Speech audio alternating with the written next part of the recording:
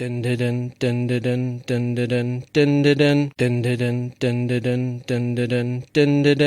the Doctor, this is my section. Earth is under my protection. Planet of birth is Gallifrey. I've got two hearts, your life is safe. Run into the Master Raw Missy. Come on, Alonzo. Alonzi. I am a Time Lord. No, I'm not rich. 12 bodies a man. Now it's time for a switch. Don't look like that. I'm in great health. You were expecting someone else? Regeneration. Oh, such fun. When I say run, run, run. What's up, my boy? Peace and sanity. Sorry, mustache. Reverse the polarity. Sometimes I'm north, but always a limey, wibbly wobbly, timey wimey. Jump in the TARDIS, go for a ride. It's bigger on the inside. Exploring all of time and space. Oh, what's that? Exterminate. Cybermen or Daleks, maybe. Would you like a jelly baby? Time's ticking, we'd best go. A new adventure, Geronimo! I am fantastic, so are you. Best come with me, I'm Doctor Who.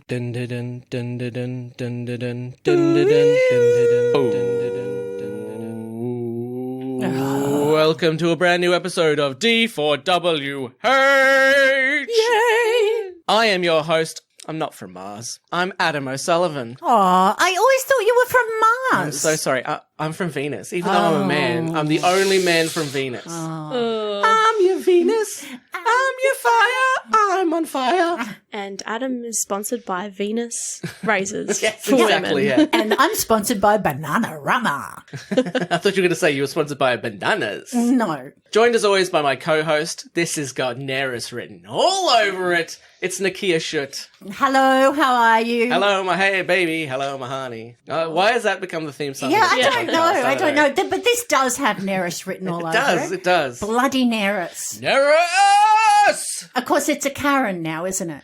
You're a It would Karen. be a Karen. This has got Karen written. It's the Welsh Karen. The Welsh version of a Karen. Yeah. Okay, it's got Neris written all over it. And please welcome for the first time, he deserves a medal, it's improviser Jim Reynolds. Hello. Hi everybody, it's nice to be here. How are you? I'm doing well. It's nice to be here today. Thank you very much It's for lovely joining here. us. What are you getting a medal for? I'm getting a medal for driving out to past the airport on a Saturday morning. Oh my. And- Is that your barrier? You're like, city, airport. the wilderness. Oh Yeah, my pretty much. gosh. Yeah. Well, that is impressive. That I will be at that ceremony when you get that medal. Thank you very much. Yeah. Invite me or not, I'll be there. I remember one day I had to drive out to Caboolture, and I just assumed Caboolture was just like Brisbane, basically. And I drove out there, and it's all like farms and country, and I was like, what the hell? Oh my God. I almost ran over a snake. Ooh. I was like, what the hell's going on? Hello, but in the days of, now COVID, don't you just want to go and live on 10 acres where nobody can come near you? Yeah, exactly. No more Karens, no more people without masks, no more people who love Trump, no more people, just I feel no like more in, people. in the wilderness is where the people who love Trump Yeah. like, Oh. congregate. Is the They form their tribes. You can hear them like whistling, like chomp chomp chomp chomp chomp chomp chomp. Well, I'm not going to be anywhere near them. Maga hoo, maga hoo, Oh, maga hoo, maga hoo. no.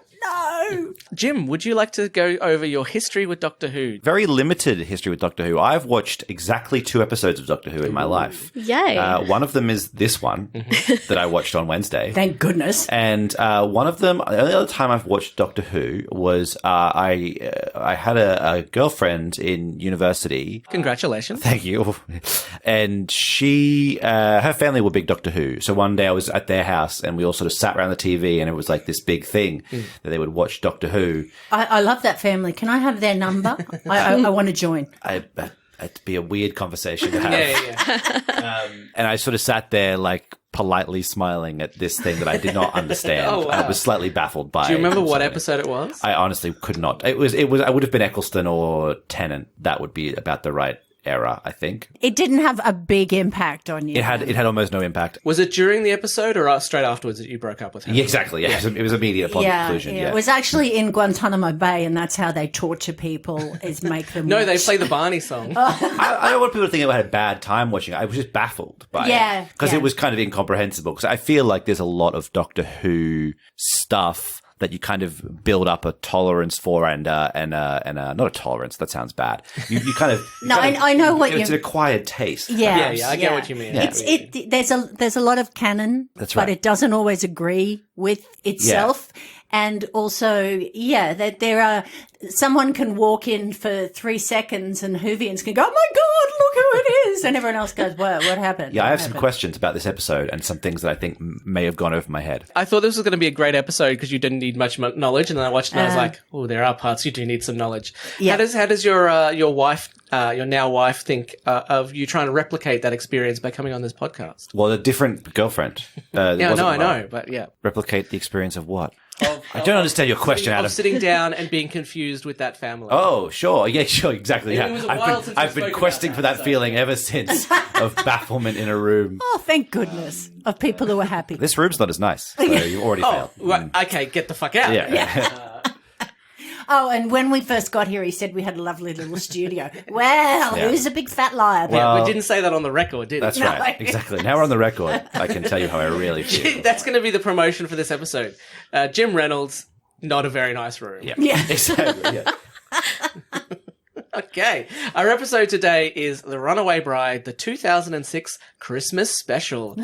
Written by Russell T Davies and directed by Euros Lynn. I love Euros. Okay, well, he doesn't know about you. Well, one day he will. Okay, oh God. Maybe he does know about you. Have you been stalking him? Yeah, I did get some letter from him about keeping away. Cease and but- That's the desist? That's the second reference to Nicchia stalking someone in the last 5 minutes. Just throwing it out there. Yeah. And we'll be coming back to Jim to get a full recap of how many times Nicchia has stalked someone. I've made 2 tally marks. Good for that one, good. Originally aired on the BBC Monday, December 25th, 2006. We start as always with a short synopsis. After losing Donna in Doomsday, the Doctor is... Donna. Oh yeah, sorry. After losing Rose in Doomsday, the Doctor is travelling alone until Donna the Bride appears in the TARDIS. Ooh. But she's just a temp for H.C. Clements. She's nothing special. The Doctor will uncover a plot by the Empress of the Racnoss to hatch a ship full of Racnoss eggs, hungry and ready to devour Earth. And Donna is the key to it all. Yes. I've always thought that'd be a really good episode to have a bride. You know, I didn't actually think one just turn up. I wanted one running away from their wedding to sort of just run in and close the door and go, go, go, go. And when you type in The Runaway Bride, there's also a Julia Roberts movie with a similar name. So. Yes. I actually watched that instead. Oh, okay, right. Yeah. You didn't have Catherine Tate in it. No, but I had Richard Gere. So, Yeah. you know. I do remember, was it Richard Gere? Richard Gere? Wasn't it? That's Pretty Woman. It was also it was Richard Really? Gere again. I'm pretty I sure. can confirm. Thank you. Yeah. Thank you. I did watch it. Richard The Gere. poster is Richard Gere holding her in a wedding dress, but she has running shoes on. Yes. Hilarious. Yeah. But she gets married to her best friend. That's the whole premise of the movie. isn't No, it? that's another one. Are you? Oh my God! How many friggin' Julia Roberts movies are there? Should I throw in The Decoy Bride? You know, that other movie with David Tennant? David Tennant. No, that one is my best My friend's best wedding. friend's wedding. Oh right. Yeah. Okay. 4 Weddings and a Funeral? Yeah. So I watched all of those instead of this episode.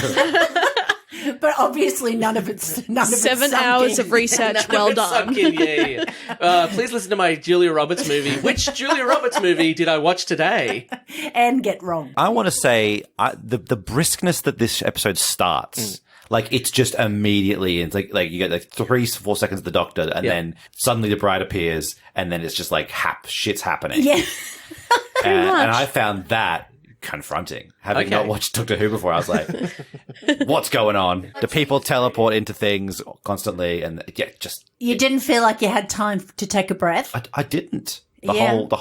My brain was constantly working, trying to work out what was going on and whether there was deeper meaning behind things that I was not understanding. And we'll probably get to the Santas, but the Santas I found baffling. Bit of yes. deeper. I will say, I do agree that the way that it's edited and the way that it's shot is very frantic. But I will say that there are some parts of the episode where I felt like it was like a bit of padding. They were trying to pad out a normal episode because it is longer than a normal episode. Normal episodes at that time were about 45 minutes. Now this is 60 minutes. And I feel like they chucked some stuff in to kind of pad the episode out. Oh, really? Okay, I'll be interested to know where you saw there was padding, because I saw parts where you got time to take a breath and remind yourself that he'd just lost Rose, and get to know a little bit more about the different characters. But yeah, no, I Well, didn't. it is actually some of the parts where there is a lot of frantic camera work. Like the bit where they're in the high street trying to get a cab to the wedding. Like I feel like all of that could have been cut. Yeah, and it yeah. wouldn't have affected the story at all. Oh, but he had to then Yeah. chase her down the highway. Look, but I feel like she could have just gone onto the high street, jumped into a cab. There's like Yeah. 15 seconds of them trying to find a cab, which is just like Yeah. superfluous. Yeah. Yeah. But then you would miss one of my favourite lines, which is pockets.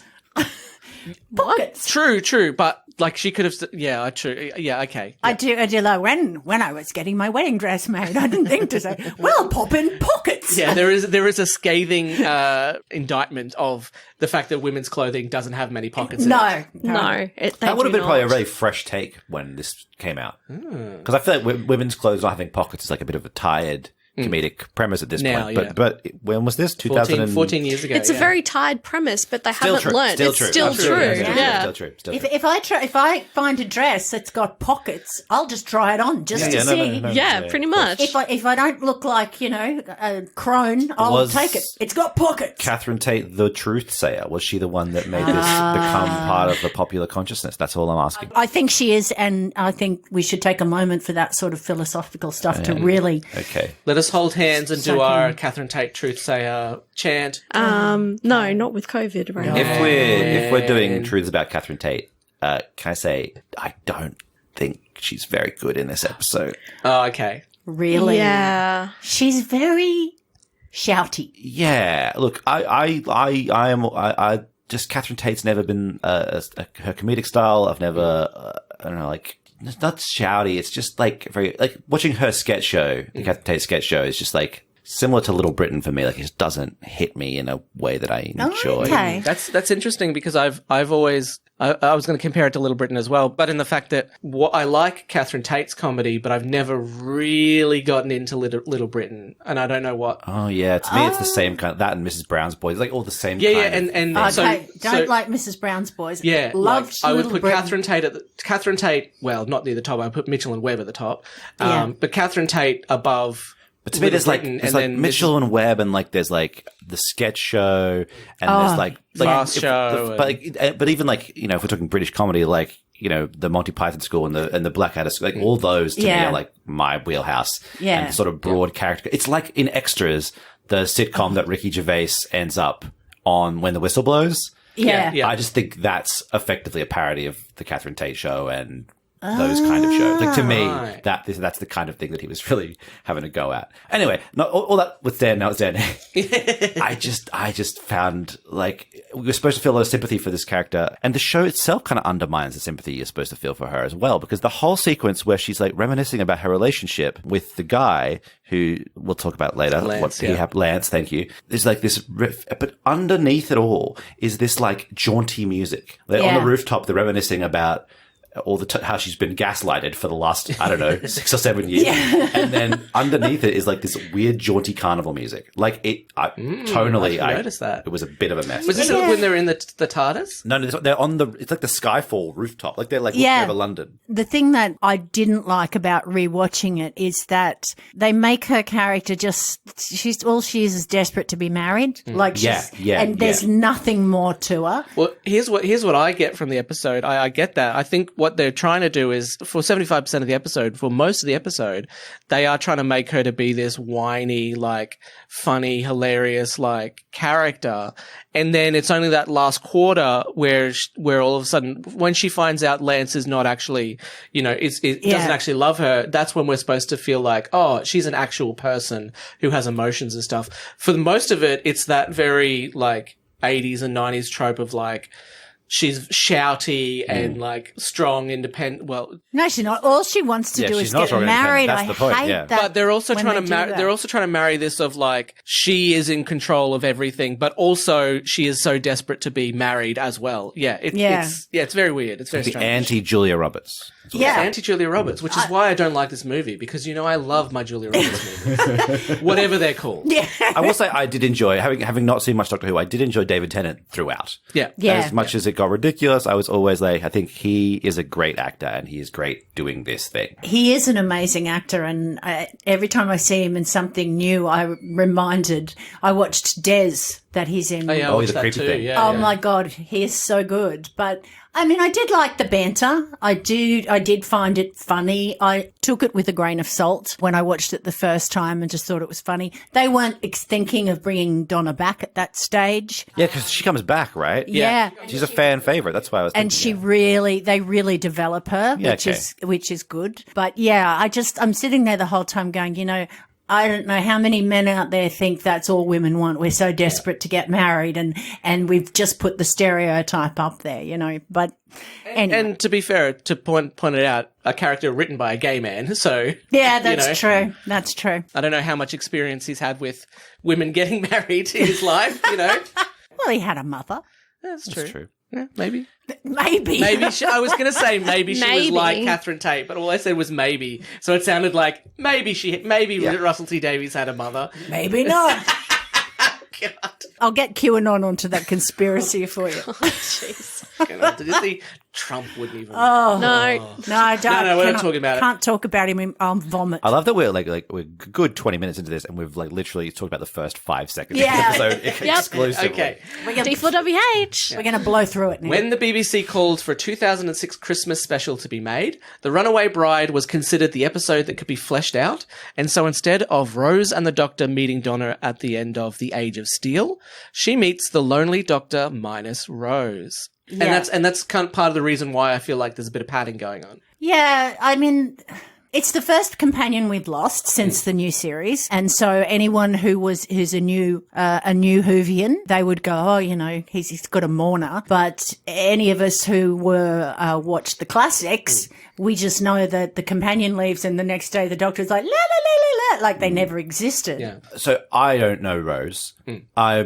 I don't want to send you guys on a huge tangent about Rose. I'm sure you've covered that in previous episodes. But like for my benefit, could you like do a quick 10 words? Why is Rose important? Previous companion, he was in love with her. Yeah. Is that not normal?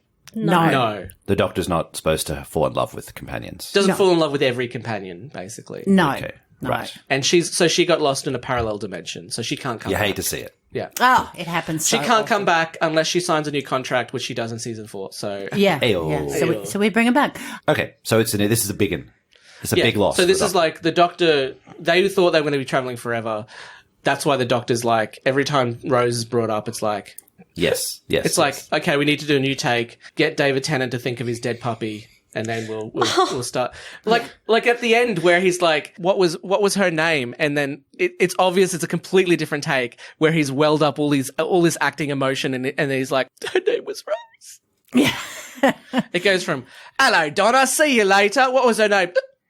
Her name was Rose. Rose, yeah, exactly. And Yeah. it's played like this huge moment. Yeah, It's like, yeah. Yeah. That he utters so the name. literally the minute before Donna turns up, Rose, they've talked through this parallel universe. Wallace supernova. I won't explain that. Rose goes, if it's not awesome, I'm going to see you. I love you, Doctor. So- and he's about to say, Rose, and then it stops. So he never actually says, I love you. So this will be the first of 2 times I bring up this movie in this podcast. But it reminds me of the beginning of Austin Powers 2, where Vanessa is relatively Turns out to be a fembot and fembot, explodes, and then he goes, hang on a tick, I'm single again. Yeah, basically, yeah. Yeah. Did you not see the sequence where the Doctor runs through the TARDIS naked and various things Discover are his put in front of genitals? him? Yeah. Oh, no. And Donna's boobs. So look out for the second mention Oh, I of that. can't wait. This is Great. amazing. Love it. So on planet Earth, Donna is being walked down the aisle by her father before she starts glowing, reappearing on the TARDIS. And after that, we crash into the Doctor Who theme. Dun, dun, dun, dun, dun. Dun, dun, dun.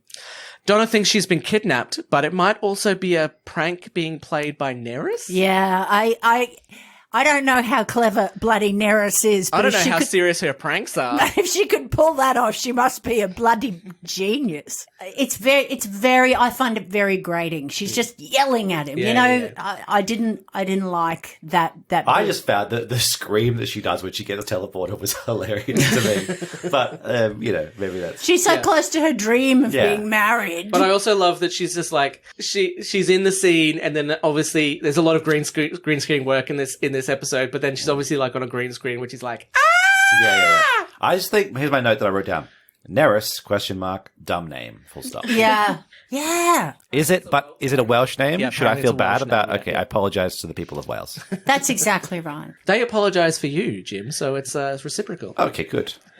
Yeah, they rang us and said, sorry about Jim. Hello, this is Wheels. Oh, God.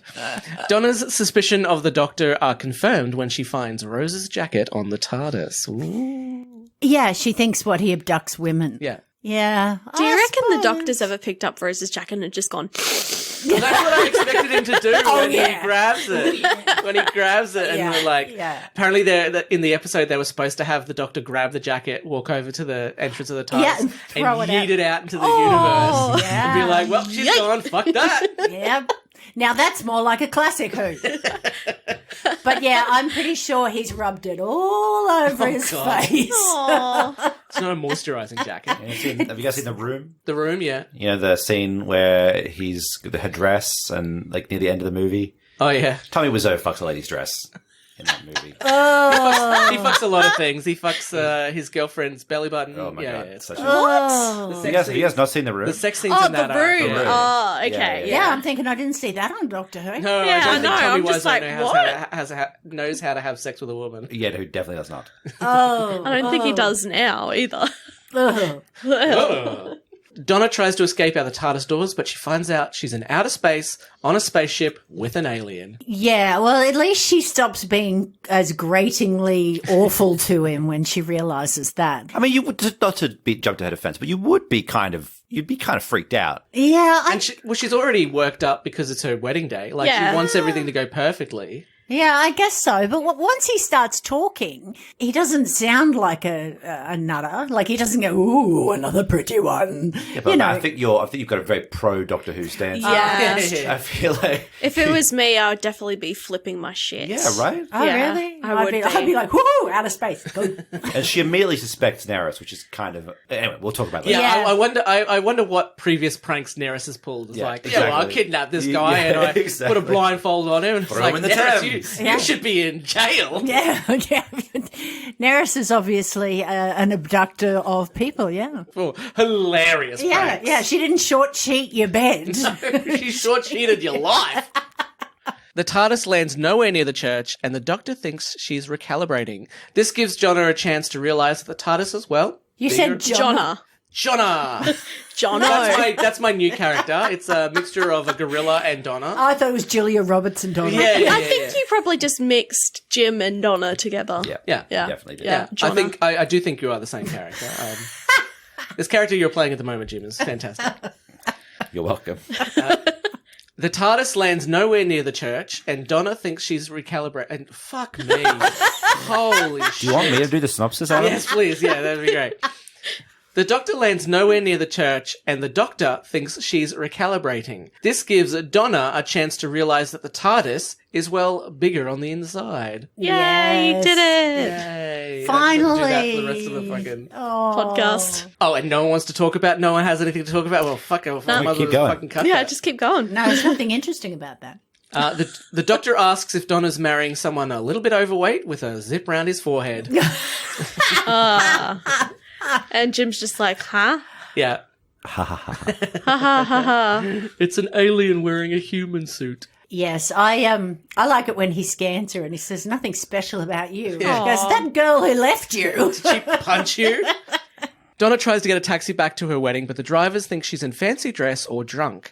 Now, I'd estimate that a fair chunk of cabbies' fares would be people in fancy dress going to a party or drunk people going home from a party. Cabbies are real jerks. Yeah. Like, I think Yeah. the writer of this episode has something against, like, he's an investor in Uber, early investor in Uber or something. 'Cause, Yeah, yeah, don't cabbies take are a really cab. mean. Yeah. Yeah, that's right. Take an Uber, then you don't need pockets. Yeah. And just people randomly shouting things at her. And she's like, I think I'm in drag. Like, how? Yeah, I not very nice. I love when he notices the Santas and to Yeah. distract them, Does he the does money, the stuff yeah. with the money and the bills they made up had David Tennant on them and Yes, they did. they They had made up fake Phil bills. Collinson on them and little quotes and Can I ask a general question about Doctor Who? Yeah. So this episode took place mainly in London. Yes. Very little space.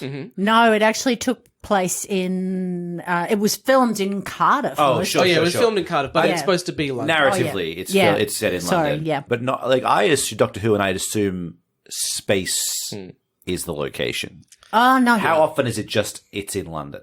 It's surprisingly cheaper to film, well, in the Wales ground and than in pretend it's space? London than to film in space. Okay, yeah, true. so- Fair call, fair call, fair call. Yeah, so people will sometimes complain that there are too many episodes based on Earth, whether it's the future or the past. But I think when you do the space ones, you can't do too many because you want to be able to put the money into the CGI. Sure. So if you did them all, they'd look like classic Who, where it's just people in bubble wrap painted green or silver suits and they're aliens. So, yeah. But they did seem to do more space ones in the classic series than they do in the new series. Oh, yeah, they did, but they weren't really, the CGI, people kind of put up with a lot in Yeah. those days. I mean, you just got a lizard and then made it look really big and said it was a dinosaur, and we all went, oh, okay, Or cool. a toy that they put in front of the camera and they're like, Yeah. look at that giant tank. And it's like, do.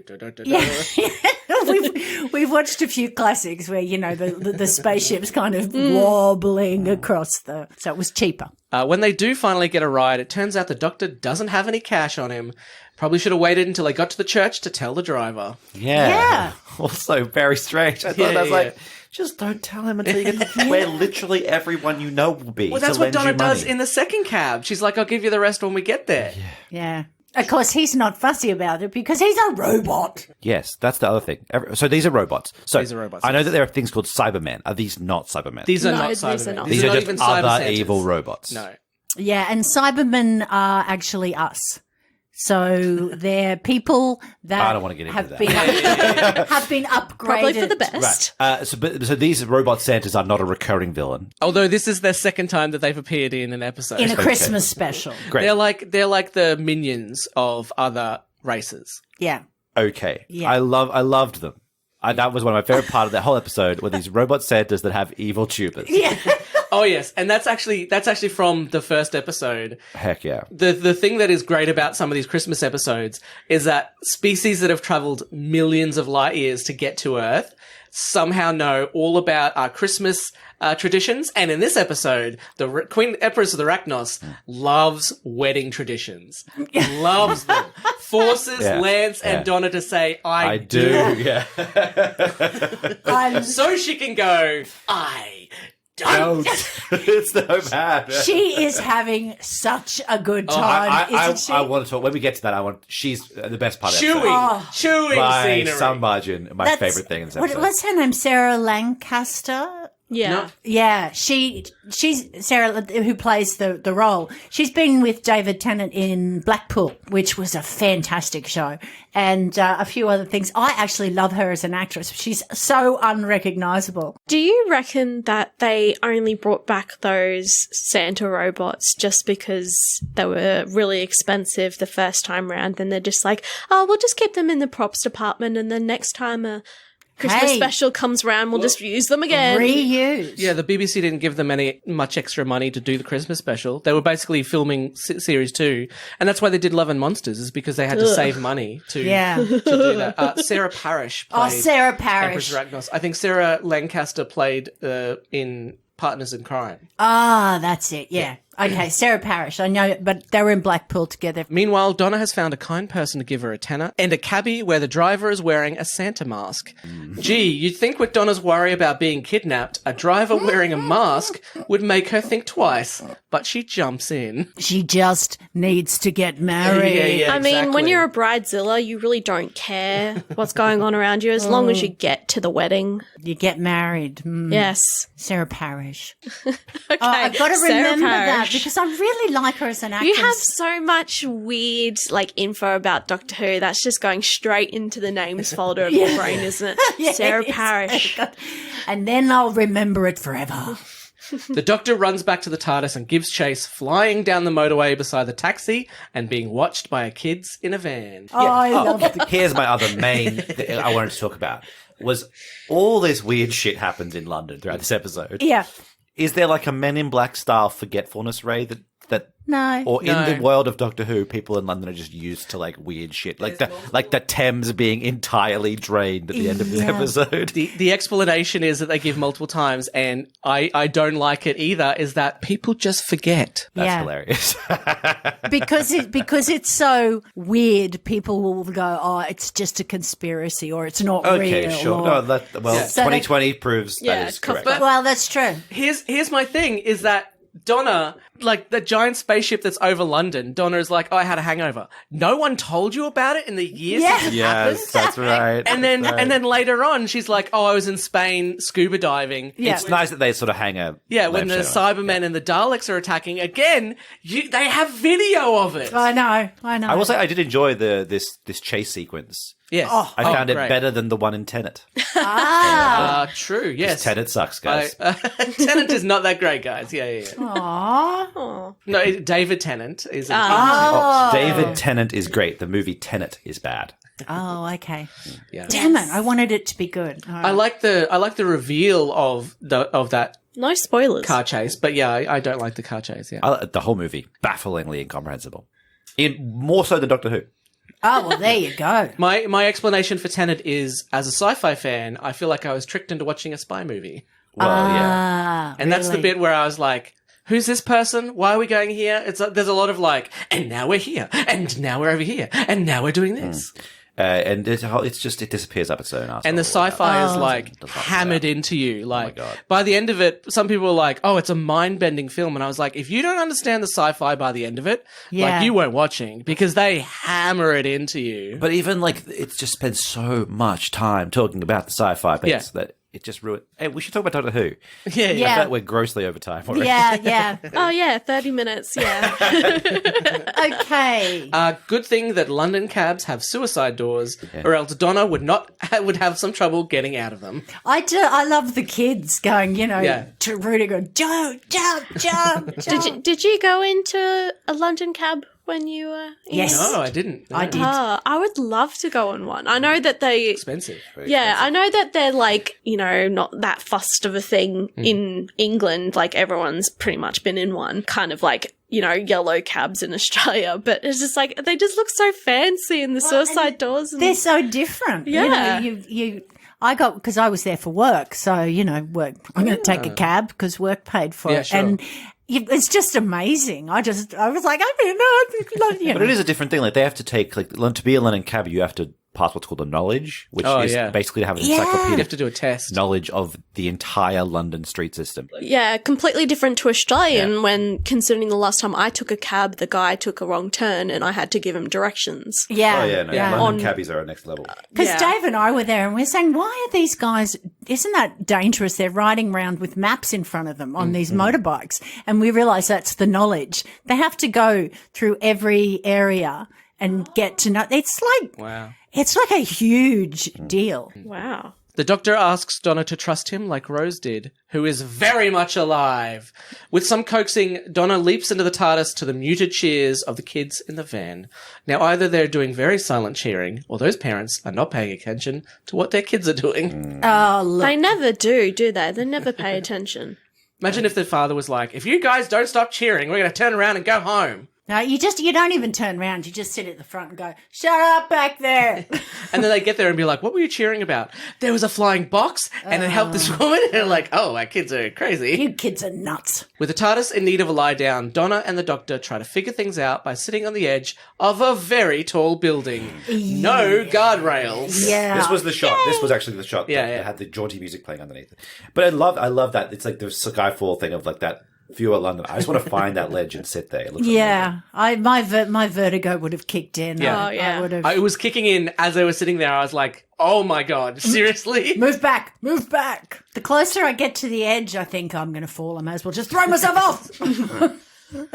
Oh God. Or I'm suicidal. One or the other. Donna's a secretary for H.C. Clements, where she met Lance. He made her a cup of coffee, and the relationship bloomed for 6 months until Donna chased him around the building asking to get married.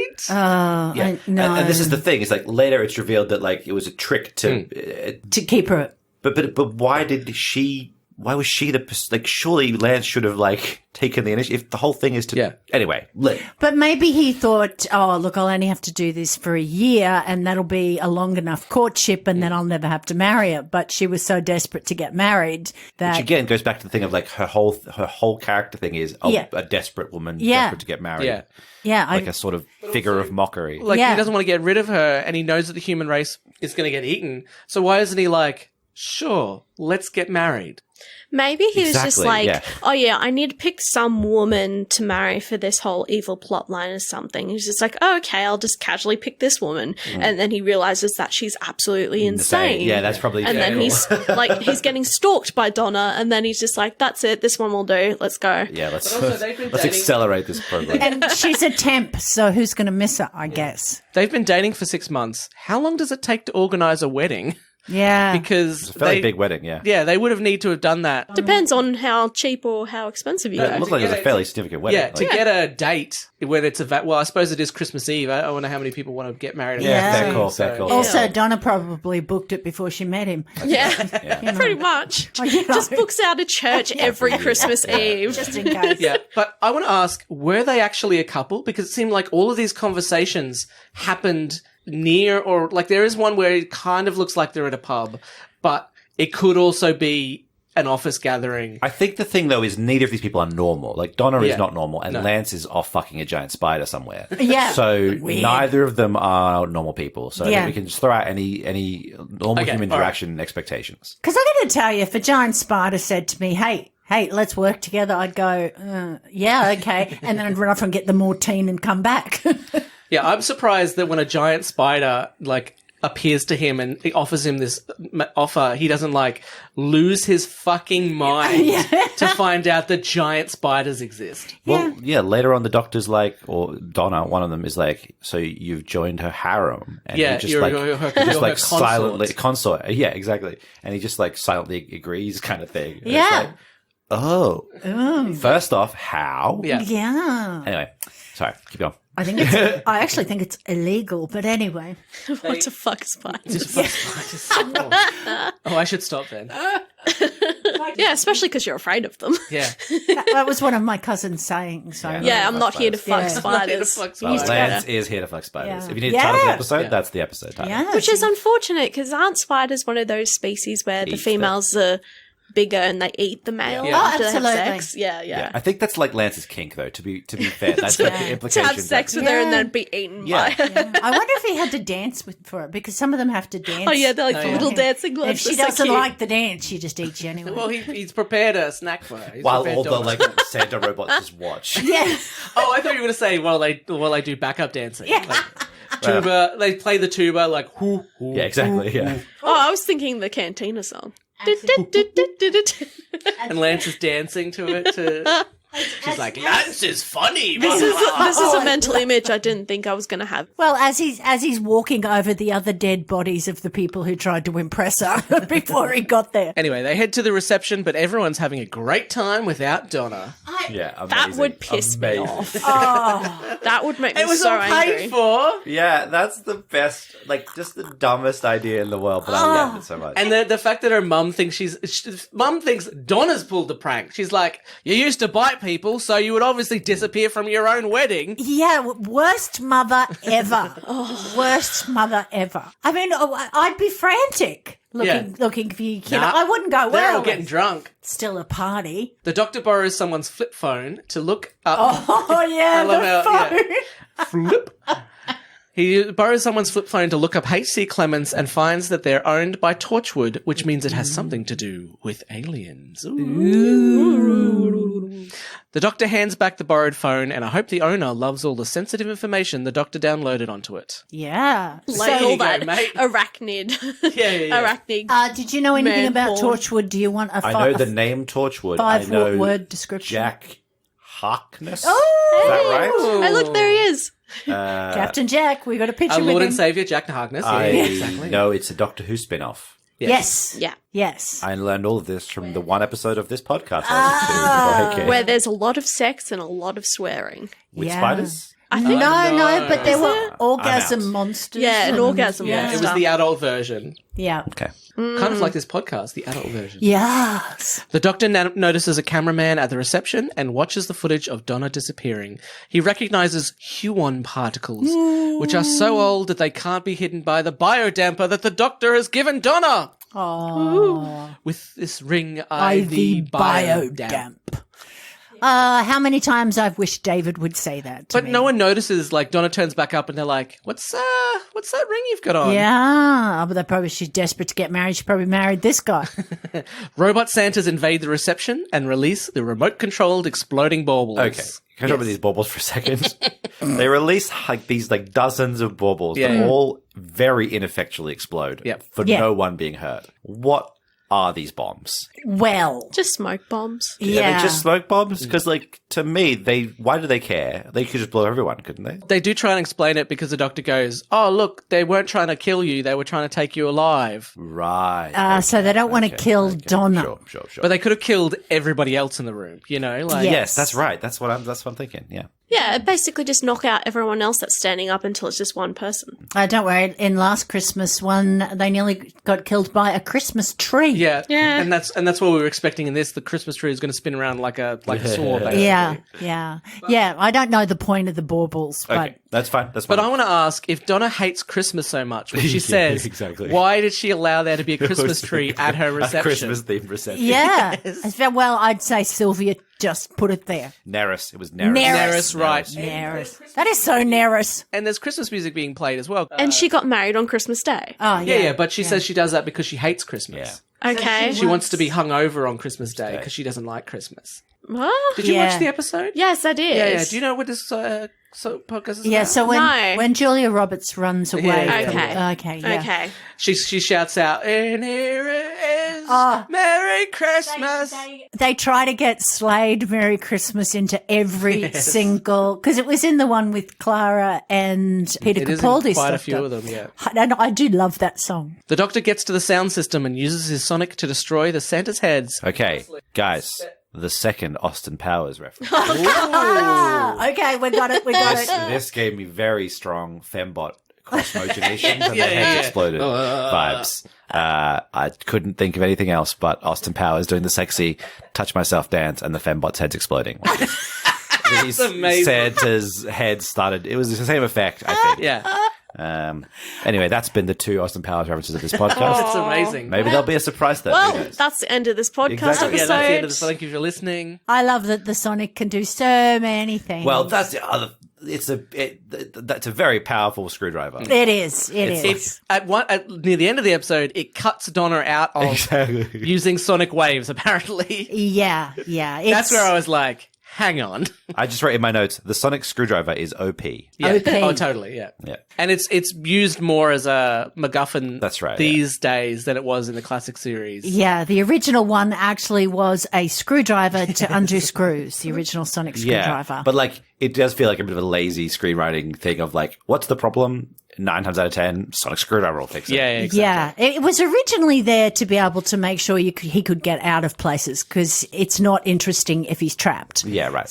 But, then it's become sometimes it's but it doesn't work on wood. But you can't sell more sonic screwdriver toys if you don't right. use it That's all right. the time. Fair call, fair call, fair call. Exactly. Now, there's an actor in this reception sequence who I suspect is now an international DJ. Ooh. But you'll have to subscribe to our Patreon to find out who, because I'll be revealing my research in the mini episode. And this is what that 7 hours of research was Yeah, used. That's why it took me so long to write things. I was get down Just rabbit get, holes. rabbit holes. The doctor takes Donna and Lance to H.C. Clements. Why isn't Lance actively trying to get Donna to H.C. Clements? Yeah, right. Yeah. Exactly. What is? I don't get Lance. He is thunderstruck by the spider sex. I love you. I didn't pick up on the fact that he was having sex with the spiders.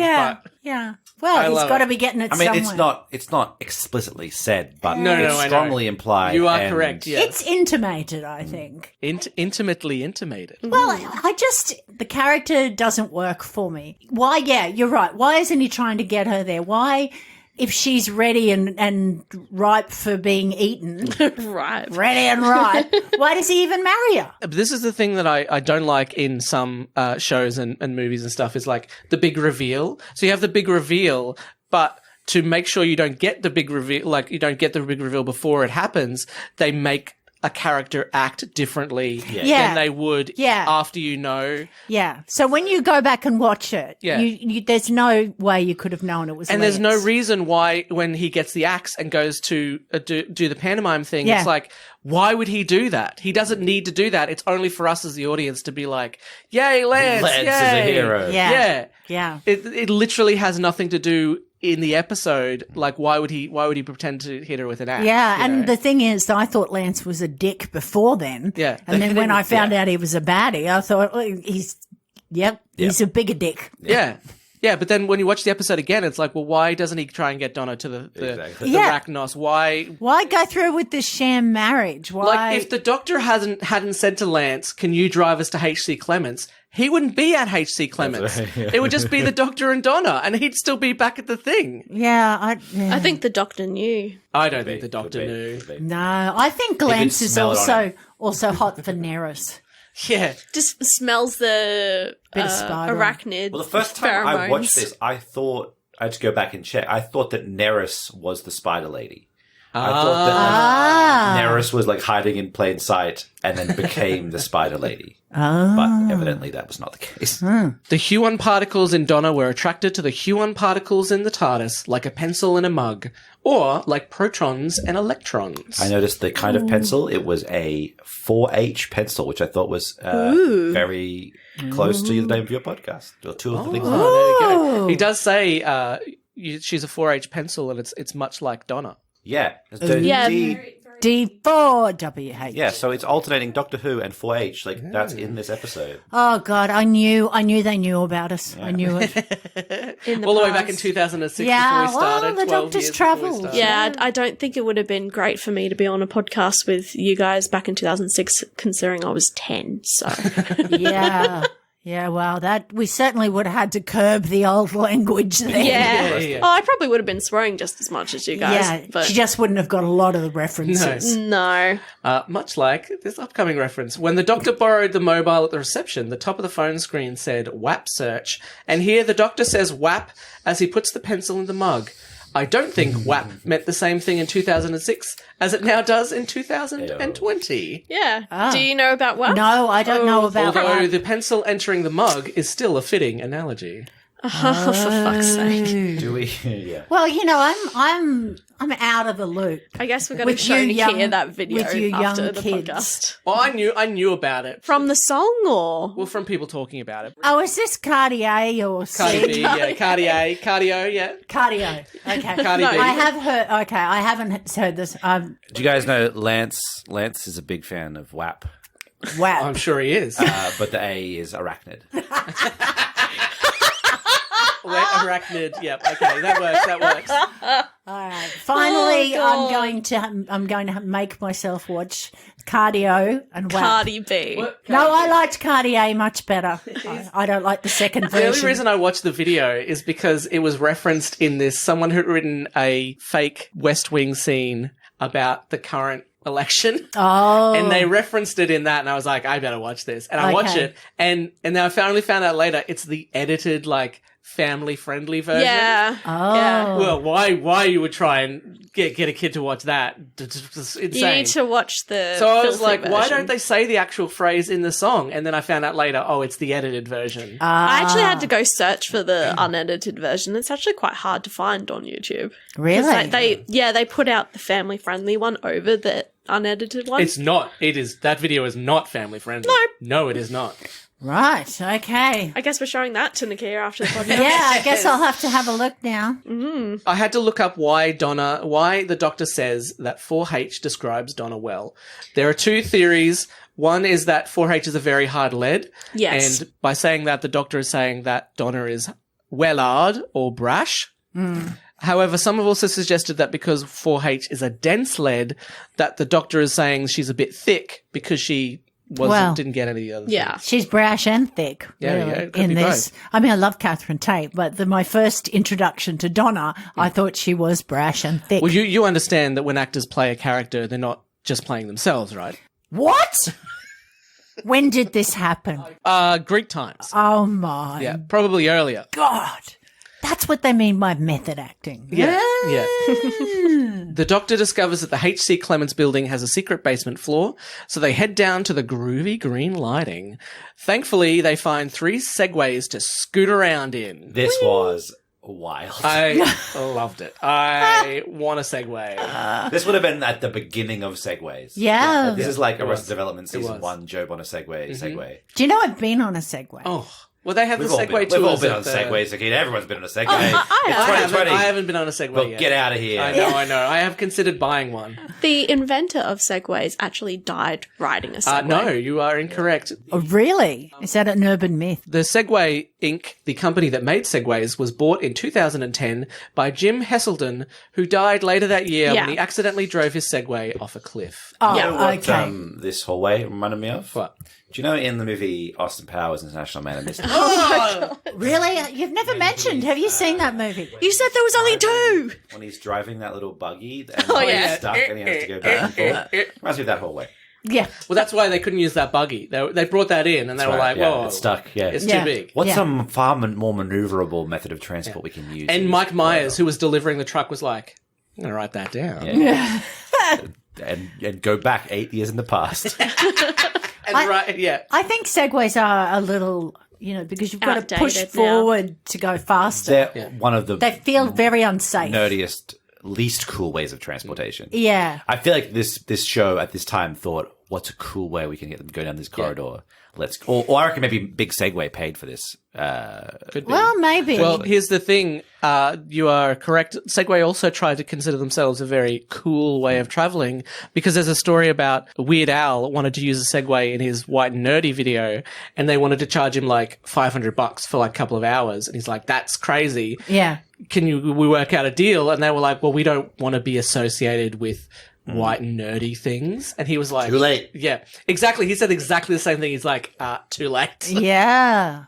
Yeah. Well, this was probably, when this was made, it's probably around the time I tried a Segway. One of my friends who had a tech company and lots of money and toys had bought one of the first ones. And that And was for when one we of, for tried one it. of his tours, one of Weird Al's tours, part of the rider was a Segway Yeah. because he needed it to come out on stage for White and Nerdy. So, And now let's use a segue to move on to the next part of the episode. well, you can't. The company hasn't made them since June 2020. So, Oh, okay. What about a swagway? no, well, they're called Ninebots now because they were owned by Ninebots. Anyway, I think they're very unsafe. the Doctor climbs a ladder and finds out they're under the Thames flood barrier. If we assume that H.C. Clements is in central London and the Thames barrier is out near Heathrow Airport, it would take about 40 minutes on those Hence segways. the segways. Can I just say one thing? Go back and rewatch the sequence where he climbs up the ladder and through the manhole. Yeah. When he's opening the manhole cover, he crams his head right up against the manhole cover before turning. Go back and rewatch this. It is the most bizarre physical choice of how to open this that I've ever seen in my life. His head is almost at 90 degrees, parallels the manhole cover before he starts turning. Oh. I think to cram his whole head into the shot with the manhole cover, they had to do it this way. And But it the only looks way you'd very be able to do uncomfortable. that would be if you were standing on the ground. Exactly. You wouldn't be able to do that yes, hanging onto a ladder. exactly. Yeah. Ooh. It's very. I found it very funny. It doesn't remind you of anything from Austin Powers, The International Man of Mystery? No. Damn, I don't think you've watched it enough times. They find particle extruders manufacturing liquid huon particles like those found in Donna. A large door opens to reveal the Santalus robots, and in teleports the Empress of the Racnoss. And there she is, my favorite part of this whole thing. My notes say genuinely impressive Spider-Woman. Yeah, she looks terrifying. She looks amazing. But then The CGI for when was this made? 2006. Yeah. 2006. Incredible. Yeah. But also, she's funny. Yeah. She is just. And her laughter is She is loving what she's doing. And considering she probably did all of her lines in a green screen room by herself. Yeah. Maybe a couple of scenes with Lance beside her, but yeah, wouldn't have interacted with the Doctor at all, I reckon. Yeah, she had the face makeup and she had it on, and she said to one of the makeup people who came in, she said, "Oh, g'day, how are you?" Not g'day. Yeah. We've worked together before. And she goes, "I've no idea who you are," because she couldn't tell from the face. From all of her face makeup. She said she kept forgetting that people couldn't recognise her. And she'd go, "Oh, hi, how are you?" People go, she goes, "Sarah Parrish." Oh, my God. Are you sure you're not thinking about Graham and the Skithra? No. Skithra? Because he said the exact same thing. He had worked with the woman who played the Skithra. No. If you watch, the it would make sense. It would used to do Doctor Who Confidential. All right. And she was part of the diary, and she's telling David Tennant's character that she'd just go around saying hello to everybody, and they'd go, "Yeah, who are you?" That's funny because, like I said, Graham did the same thing with the Skithra because they worked together on the Sarah Jane adventure. There you go. That makes sense. Why would you even question me on Doctor Yes. You did win our second year anniversary. Who? The worst quiz in the world. You shouldn't have brought it up. I think there would be worse quizzes, but anyway, we've touched on it before. But why does the Empress need Lance? She can teleport anywhere she wants. Yeah. The robots could have dosed everybody's coffee in HC Clements. Yeah. And then she would have dozens of keys. Yeah. Like, why she puts it all into this one basket? Maybe she just wanted to make love to a sexy human. Maybe. And, She's been on her own a lot. yeah, she was I've floating never in had space sex with a human. in her giant spider-shaped ship. You get lonely. I don't. Yeah, I'm trying to work out where you have sex with her. But Which with the spider web shaped. Oh, try and say that 3 times fast. The spider shaped ship, web shaped ship, but that she also knows looks like the North Star from the story of the Bible. Of Christmas. As Basil Inquisition, played by Michael York in Austin Powers International Man of Mystery, says, You said there was only 2. "Don't think about it too much." True. well, and that's true. Sometimes with Doctor Who, you shouldn't think about it too much. Actually, that's from the sequel, The Spy Who Shagged Me. Apologies. I don't know. If we thought about Doctor Who too much, we would be doing a Doctor Who themed podcast. Oh my God. Yeah, exactly. Let's not do that. And half of this has not been a Doctor Who themed podcast. No. Bloody Alexi Toliopoulos already does the Mike Myers podcast. I just want to say the only thing I remember from watching the Mike Myers International, the Austin Powers movies. You mean Austin Powers International Man of Mystery? Yes. That Please one, give it its full name. or a sequel, whatever Austin was. Powers in The Spy Who Shagged Me? Michael, Or Austin Powers in Goldfinger. Goldmember, that's right. Michael Caine saying there's 2 things I can't stand: intolerance and the Dutch. Yeah. Still makes me laugh. Great. And of course, in Austin Powers Goldmember, Scott Aukerman plays the back of young Michael Caine in the car. There you go. Have the shots in the car. That's true. From Comedy Bang Bang. Can we get back to the 2 good Austin Powers movies, though? Turns out Lance and the Empress have been working together and they share a love of bad puns like, this time, it's personnel. Oh, my God. And at this point, I fell off my couch and could not get up. I know, but I just love her with her. She just, and her little feet going, Yeah, she's great. tendrils. She's great. When she sells it, she could have sold this time it's personnel. Yeah. I just, But Lance can't. no, Lance is such a dick. Yeah. Lance comes out and starts twiddling his mustache. Yeah, he reminds me of Roderick from when they had the robots doing all the game shows. Oh, Yeah, I got confused with those 2. Yeah. What was it? It was The Weakest Link. Yeah, Bad Wolf, yeah. Yeah. Just just evil, horrible person. Yeah. Lance has been dosing Donna with liquid Huon particles. As we said, he's a bit of a prick, selling out the entire human race to go travelling with a race of spider creatures that certainly won't eat him the first chance they get. Does he want to be a Spider-Man? Maybe. Maybe he does. I would argue that the Empress of the Racnoss and her consort Lance doesn't have quite the same ring as the dumb. Doctor and their companion. I would watch that show, like this sort of like Lance in the alien ship, just trying not to be eaten every week, and like having very dangerous sex with the Racnoss Queen. I pretty much think that Lance would be hiding in cupboards. Yeah, and yeah. under, yeah. But I also think that he would be wearing like a leather suit. Leather daddy. Yeah, basically like A gimp suit. like Sean Connery wore in Zardoz. If you've ever seen Zardoz, that sort of suit. Yeah. And he'd be running around, please don't eat me. If you haven't seen Zardoz, check out Zardoz. Oh, Zardoz is amazing. Amazingly bad, by the way. I will say amazing, but it's a horrible movie. For everyone listening at home, it's terrible, but it's worth it for Sean Connery's outfit alone. Oh, God. And his hair, actually. Oh, On his head or on his chest? both, actually. I do like a hairy chest, so. Well, check out Zardoz. Now on no streaming platform. The Doctor reverses the Q1 particles to escape in the TARDIS. They travel back in time to see the creation of Earth. Yeah, this came out of nowhere for me. I'm like, what is happening? Yeah. We go back to the beginning of the Earth's Yeah, creation. exactly. Yeah. It's the only time, and it's just so he can say, oh, yeah, but it's so they can Also, show, not tell. So did Gallifrey genocide the spider people? Is that the implication? Yeah, that we pretty have much. here? I think Yeah. the Time Lords were originally, well, they're not that good now, but they were very bad to start with. But also the Racnoss would just eat everybody. Yeah, I was going to say that I think the implication is that because the Racnoss were They can't like coexist. the Daleks or like the Cybermen, they were trying. But then why did they not get rid of the Cybermen and the Daleks? Yeah. So yeah, because they were destroying whole other species. They went to war with the Racnoss and wiped them out. That's right. And when the Doctor, Tom Baker, says, do I have the right to get rid of the Daleks? I'm going to say to him, well, let's think the Racnoss, who else? But Who also else? Who remember, else? the Time Lords trapped the third Doctor on Earth because he interfered too much in Yeah. other races. Yeah. Yes, that's They the are reason why. very inconsistent orcs. Yes, they are. But the law of Doctor Who is rock, and we cannot change it under any circumstances. It makes total sense. Yeah, no. I have a side question. I know we're getting toward the end of the episode. Yeah. So Lance is a consort of a spider. Are there other instances in Doctor Who of humans and other alien species doing it? Yeah. Doctor and Rose.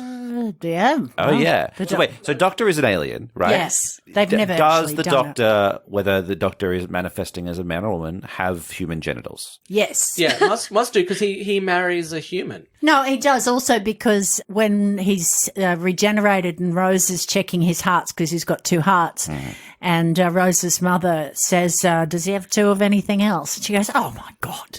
But no, he's everything.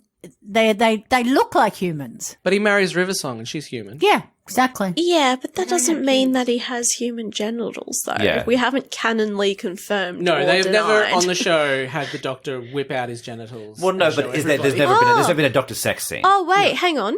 This is further into Donna's series when the other Doctor gets yes. created and he's like completely naked. Yep. Donna's like, "You're naked." Yeah. And she doesn't say anything more than "you're doesn't, naked." yeah. If he had different genitals, Yeah, then right. she would If it be was a shocked Ken doll about that. situation, she would Good have said. point. Isn't there a bit where Matt Smith is naked and Yeah. either Clara, I can't remember if it's Clara or... He shakes his torture. Yeah, Yeah, and so she doesn't scream, "Oh my God, what the fuck is that?" yeah, that's right. It's just like this little crab claw thing. Yeah, Follow-up question. So Doctor Who is from Gallifrey, right? Correct. Is that right? Yep. Yeah. So on Gallifrey, does Doctor Who look like a human or do they look like something else? No, they they all are look humanoid like creatures, humans. yeah. They Okay. they wear ridiculous collars and hats. yeah. But they have two hearts. Yeah. And they're Time Lords, and his name is not Doctor Who, it's just the Doctor. The Doctor. Apologies. Apologies. Okay, that's fine. My That's deepest okay. apologies to those listening at I home. knew somebody gonna let was it going to fly, but say that's it. fine. Somebody was going to say No, it. I mean, that's fine, because they used to, in the classic, for the first couple of series, they did call him Doctor Who, but he just somehow along the way See, it's became canon. the Doctor. Yeah. Lance is being made to chug Thames water with added chug, Q1 particles chug, chug, because chug. now they don't have to do it slowly over 6 months. Yeah, Exactly. It's so dumb. yeah. Well, that's just, it was pointless. It was fun, but it was pointless. Now they can just get any person. Yeah. Exactly. The spider ladies at the evil plot's like, should we be a bit more discreet about this plan? Well, Lance, I was going to fuck you over before, later, but now I'll just do it You now. know what it reminds me of, guys, is that scene in Austin Powers where Dr. Evil puts Vanessa and Austin in the lowering my contraption with the sharks with laser beams on their freaking heads. The sharks with freaking laser and Scott's beams. like, I've got a gun in my room. Let's go there. I'll shoot them. This is the Racnoss Queen. But I actually love that, and I love that that's a trope of like Bond movies and anything like that. That you don't just like turn up and shoot somebody in the face. Yeah. You have an elaborate plan that they can get. Because the Racnoss Queen could have just like mid-coitus like shoved a bunch of water in this guy's face, then plan's done. Yeah, or tied him down and just poured water into his mouth. You know? Are you into waterboarding now? That's what I'm saying. Yeah. Yeah. Like she has web. She has web that she could tie. She can tie him up. Aren't we all? Okay, we're not all into waterboarding. No, we're not. I'll tell Dave it's true. I am weird. Apparently, this also causes the TARDIS to return to the present for some reason. Yeah, well. So the Doctor uses the extrapolator, the pan-dimensional surfboard, to nudge the TARDIS a bit to the right. Oh, God. Thank God they've still got the... Can have that prop sitting there. I know. A robot kidnaps Donna while the Doctor is talking, but doesn't knock out the Doctor. Yeah, that's very funny. Yeah. It's just like... It's literally just for that joke of like, oh, you're so loud and screechy. Yeah. I love the way that the Empress is, I mean, she doesn't really care about Lance. No. And she's kind of, you haven't been very nice to your new wife. Oh, yes. I that's do true. love that bit. But, yeah, at that point, I'm like, well, whatever's going to happen is going to happen. It's probably not going to make sense, but I've had some fun watching it. Yeah. Yeah. And this is where Doctor Who differs from some other sci-fi shows where it's like, this will look cool. Let's just do this.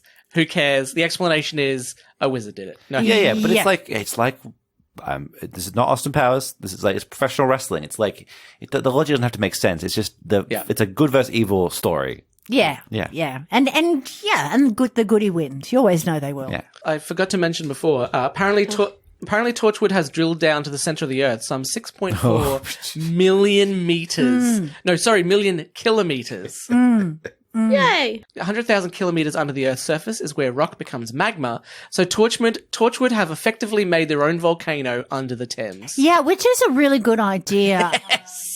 And I think with climate change and all that sort of stuff, we could probably blame Torchwood. Yeah. So probably, Blame Torchwood for everything. I do. Now, those Huon particles may look like slow wisps of energy, but it only took them 16 seconds from the surface to reach the Racnoss ship. So that's an estimated speed of 400,000 kilometers a second, or a third faster than the speed of light.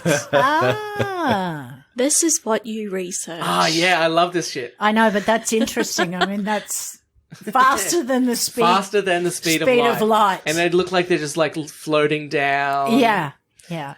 Lance is fed to the Racnoss as the North Star starts shooting on London. Well, at least we know where Donna is during this alien battle. Yes. She's under the Thames, not knowing. Yes. The Doctor's disguise as a robot follower is revealed, and he uses a sonic to swing Donna to, well, near where he is. Yeah. With a real, like, slapstick moment of like, whoa, I fell down, Doctor, I'm sorry.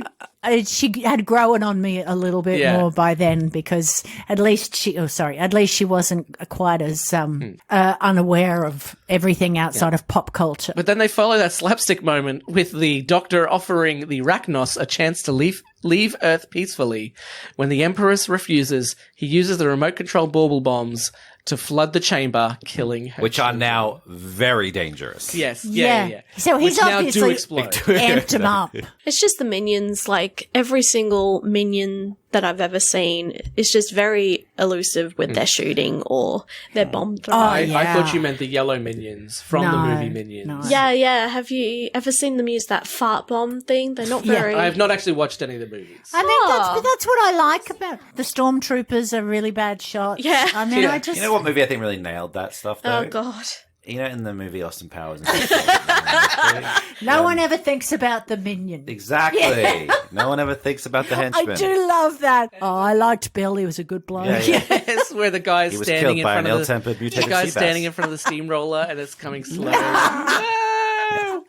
Yes, the steamer. And yes, that is funny when it's the henchman has a whole life that you don't really think about. Now, the water travelling down the tunnel would go approximately 5 kilometres down the hole until the temperature would become so hot that it would be turned into steam. And I mean, if the Racnoss can withstand the 5,000 degrees Celsius at the Earth's core, a little steam isn't going to be so bad. Yes, I know.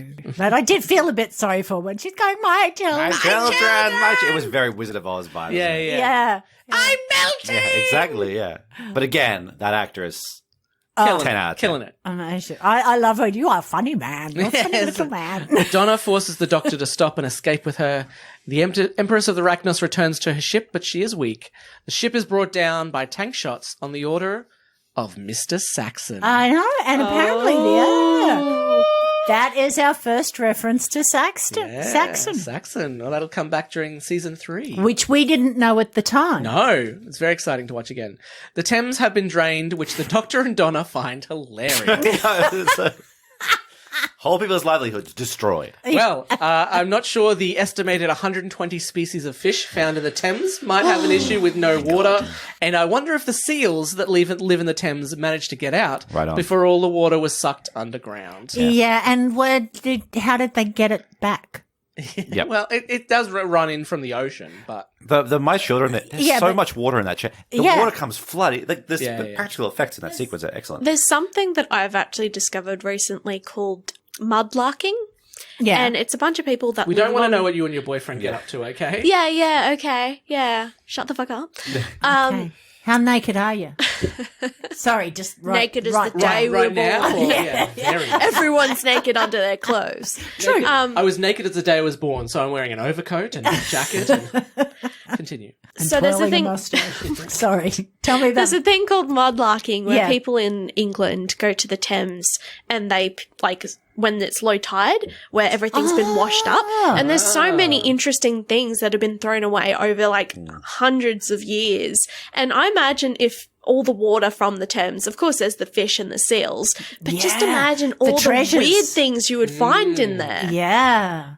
Well, that's true because people used to take their life into their hands to go into the sewers and go through everyone's crap because they could find money and things like that. A lot of them would die. Now they don't need to do that because the Teenage Mutant Ninja Turtles do that for them. Yeah. That's what they do. But I mean, they were starving. There's a thing in Brisbane called Brislarking where they go down to the Brisbane River and swim in it and are never seen ever again. Yeah. Although you can catch a ride on a dead horse. Saw a dead horse once floating down really? the Brisbane River. Classy. The Thames has whales and dolphins. We have a dead horse. I think it might have been flooding in the 80s or something, but I just remember going, well, that's... Now I'm just imagining a dead horse floating sideways along the Brisbane River. Yeah. Well, it's better than this podcast, which is flogging a dead horse. Oh. Are you saying Doctor Who's a dead horse? No, I'm the saying podcast is. We are. I am.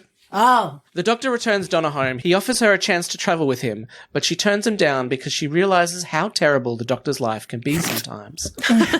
And yet she comes back. Yeah, and the Doctor was not there while some guy was feeding her, what was it? Huon particles. Yeah. Huon particles. Turns out people can be pretty shit too. Yeah, exactly. I'll be getting the hell out of there. But she urges the Doctor to find someone to pull him back from the brink. And with that, the TARDIS shoots off into space, and the Doctor never sees Donna ever again. Yay! Wink, wink, nudge, nudge. Well, say we no didn't, more. but we didn't know No, we didn't. because the internet wasn't quite as busy. They wouldn't have even known that they were going to bring her back. At that point. No. So then the new companion, we meet But her. That's it. That is the Runaway Bride. Is there anything else anyone would like to mention before we give it a score? Any other references to Austin Powers' International Man of Mystery? No, I only had 2. 200. That was. I enjoyed my experience watching Doctor Who. I can't say that I've become a convert to your ways, but I will say it was a diverting way to spend an hour, and I had some laughs, and I had some admiration of wonderful spider acting. It's not all wonderful spider acting, I'm afraid. Well, realistically, you spent an hour watching the episode and then you spent another hour and a half with us. That's right. Yeah. So doing the maths, was it worth it? No, I don't think so. Shut up. Can you not keep doing this to our guests? Yeah. Telling them that they've wasted their time? Do you know how many don't come back? Yeah. No, this has been very enjoyable. No, thank Oh, you. good. We loved having you. As we always do, we like to give the episode a score out of 5. Nicchia, would you like to go first? Okay. A lot of it doesn't make sense. And, I can't stand it when they have a woman who just wants to get married, like we've got no other objective in life. But Sarah Parish makes up for it as the spider. I love the Empress.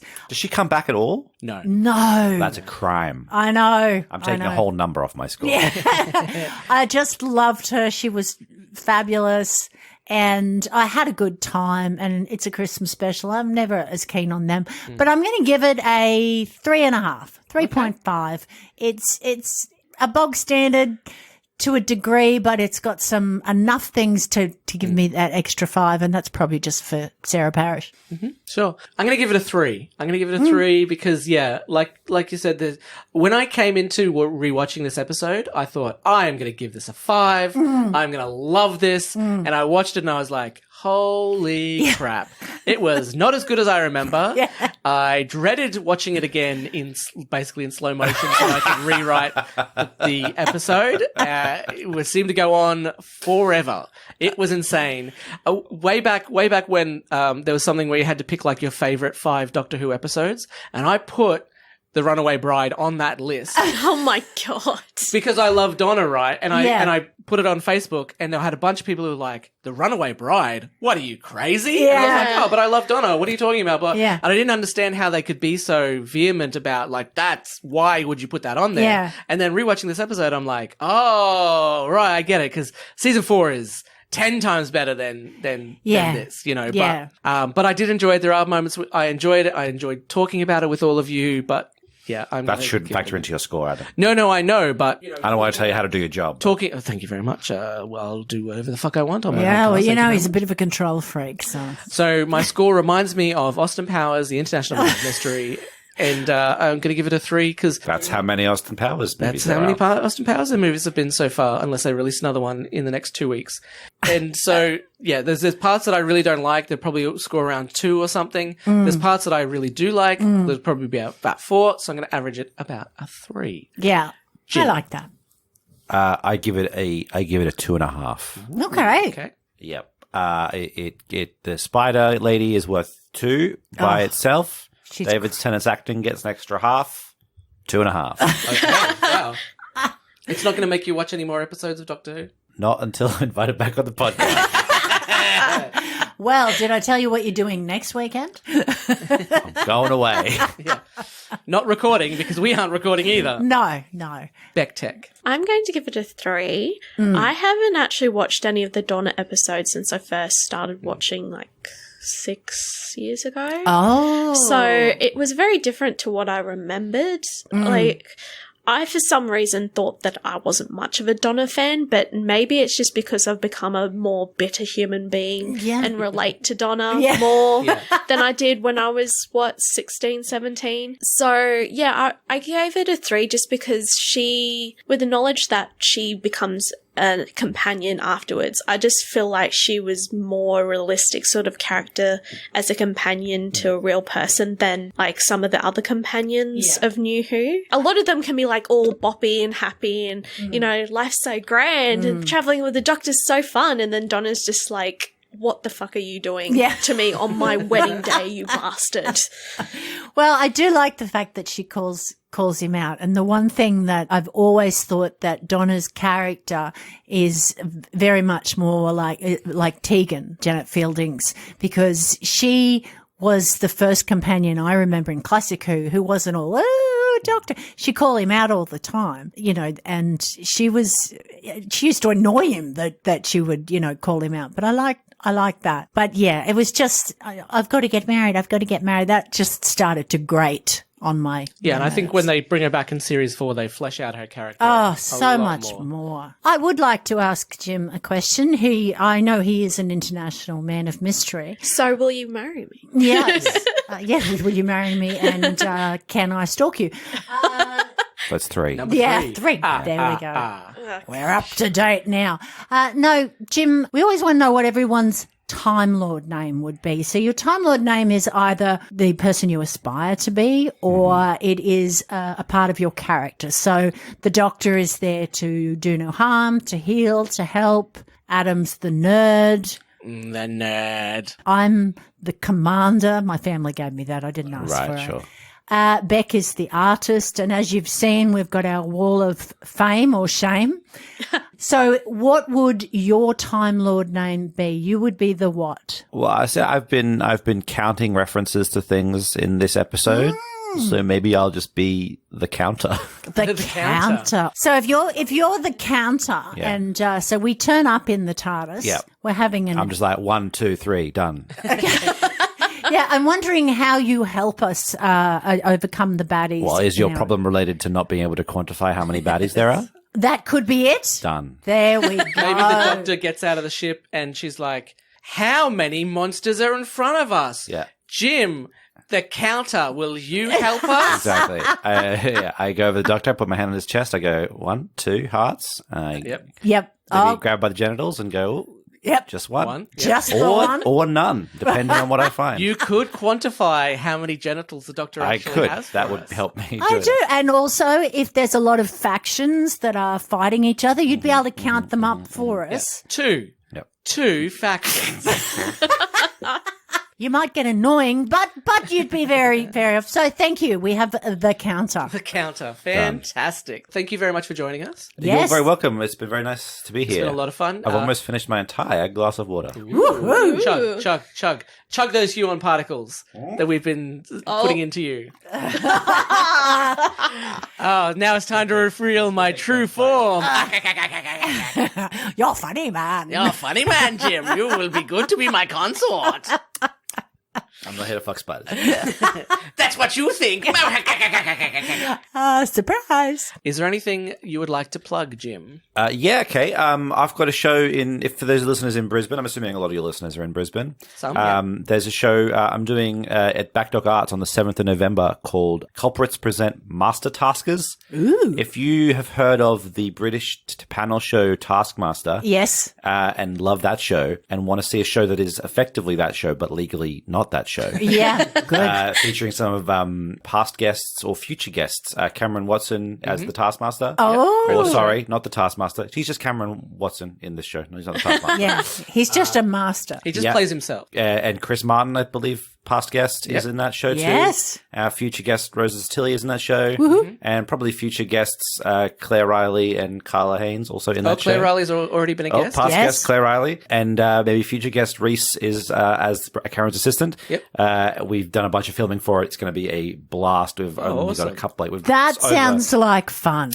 I filmed. I'm a contestant, but I also did after my tasks were done. I filmed everyone else's. If it transfers to film the way it was in person, it will be a damn good time. I'm looking forward to it. It's going to be great. Also, just to plug Culprits generally, and also Big Fork Theatre. I'm a director of Big Fork Theatre classes and shows all around the place. I'm sure I wouldn't be the first person to plug that on this podcast. But it's good to get a plug in every time. And we Adam, a foundational member of the company, truly a gem. Oh, thank you very On the much. stage. You are You're too boosting kind. his You're too ego. kind. Yeah. It's when he doesn't write down notes and just goes off the cuff. Very funny. Way funny. Way funny. Yeah. Yeah. And I was just going to say, for our international listeners who aren't in Brisbane, if you want to check out some Big Fork comedy there, jump onto YouTube and check out the Big Fork page, because a lot of the COVID shows, safe shows. Oh, yeah. safe shows will be up there, and Yeah. Jim and I will be in some of those. That's true.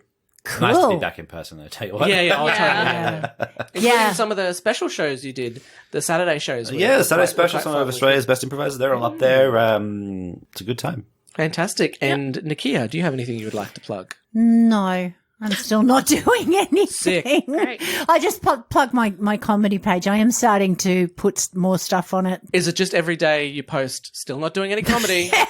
You should do that. No gig today. No gig today. No gig today. Just call that comedy. If you need someone to quantify how many gigs you haven't done. I've got the counter. 0 gigs. Well, he knows how many times I've been stalking someone. So in this episode, 3. yeah. 4. Well, Well, that was a reference for. Oh, yeah, 4. Good call. Beck Tech, do you have anything you would like to plug? You can find my artworks at rwolf.art on Facebook and Instagram. I've actually got a project that I'm working on currently. It's a children's book called Harry the Hippo. You didn't tell me about this. Yes, I did. I did not approve this. I'm trying to get it self-published through Amazon. Oh, so good Are you having luck. difficulty convincing yourself to self-publish, or is that No. why you're because you said you were trying to self-publish? No, I'm still Did you working give it to on yourself and go, I'm not You publishing wrote this yourself crap? you wrote yourself a rejection letter. I'm still Dear Rebecca. I'm still walking. I know. Dear Rebecca, why do you have such shitty fucking friends? Have you not listened to this podcast? Dear Jeff Bezos, help me. Help me have get shitty away friends. from these people. Dear Rebecca, this is Jeff Bezos here. I believe in your book. This is why I don't talk. Every time I'm just talked over. I'm interested in your book. I would Me like to read it. too. These Yeah, guys, please- these guys might not be, but I am Please actually explain your book. It's basically just about a plump little hippo who has a lot of friends but gets self-conscious about what he can and can't do compared to his friends. So yeah, I wrote it because I wanted to sort of speak to the kids who, you know, are starting to feel a little bit self-conscious about what they can and can't do, or what their shapes and sizes are of themselves. So yeah, I'm about halfway through finishing sketching, drawing and all that sort of stuff. So once that's done, I'll post it up onto my page. Oh, make sure you do. What a great I've seen some of the idea. art. It's very good. And are you hoping this is going to be the next Harry Potter, or No. If anyone bought it, I'd be happy. I think it's a good message to send out, because you know what, at that age you think that you all have to look like, you know, you have to have the figure of an 11-year-old boy with big boobs, and all women are beautiful, regardless of whether you're that or you're a Spider Woman. yeah, I know. But at a certain age, you think you've got to have no hips, like you've got to have the up and down, bit of a waist, but enormous breasts. Oh yeah, even when I was younger, I had a lot of self-confidence issues and that. And I remember starting to read things like the Atkins diet book when I was 10 years old. Yeah. So it's just like trying to speak to kids, probably childhood ages sort of thing. But I made it so that it's fun for anyone to read. So I like that. I hope I can get it don't done one day. end up like I did, going the opposite way, looking like a 6-year-old man with big boobs. 6-year-old man. Wow. Yeah. My inner voice, Beryl, since my teenage years, I call her Beryl, has told me how fat I am my entire life. Beryl. Yeah. And I look back at my wedding photo and I remember thinking, oh, I look so fat. And looking back thinking, oh my God, I look really quite nice. Yeah. Yeah, I hate when that In happens. Yes. hindsight, what movie is really problematic about weight issues is Austin Powers 2, Oh, yeah. The Spy Who Shagged Me. It's really you Get look in back my at that, belly. like, that's gross. Like that whole thing. It's like this is a really offensive character. He does. I mean, he does try and wave it away by touching on where he goes, I eat because I have low self-esteem. I have Yeah, low that's a self-esteem because I shit eat. cop out though. Now Yeah. you've just spent an hour making fun And then of he fat people. farts. Yeah. Yeah, pretty And much. and you're right. Gold member is worse for it because it's basically half of. Oh, but it's got movie. Beyonce, her career pinnacle. Appearing in Goldmember God. as Foxy Cleopatra. As always, you can follow Adam Sullivan Comedian on Facebook and visit thenerdinfinite.com. If you like the Dot what? .com. .com. Hello, spider sex has got you hot. Yeah. As always, you can follow Adam Sullivan Comedian on Facebook and visit www. Yeah. Wow. As always, you can follow Adam O'Sullivan Comedian on Facebook and visit thenerdinfinite.com. And if you like our podcast, you can also donate on Patreon. For as little as $1 a month, you will get early episodes. And for as little as $5 a month, you'll get bonus episodes, which we will record after we're done here. Woo. Get the word out. Jim, what is your suggestions that you wrote down? Yep. My item was leftover pasta, and my location was a supermarket yogurt aisle. Get the word out. You might be in the supermarket yogurt aisle, which is, as we found out, the best place to keep your leftover pasta. You make it at home, obviously. We're not monsters. You make it at home and then you put it into little containers and then you take it into the supermarket and display it lovingly in the yogurt aisle. And as you're being dragged out of the store by the security officers, you can hear D4WH playing in the background. over the speakers. Well, you know? I was going to say you think it's over the speakers, but it's actually just in your head. Oh. You know, they're actually playing Slade's Christmas song as you are driven out. It of might the be store. July, but that's okay. Yes. Christmas in July. Until next time, keep searching the skies for the Doctor. Goodbye. Goodbye. This has been a production of the Nerd Infinite. And then the sound of dragons spitting fire and stuff.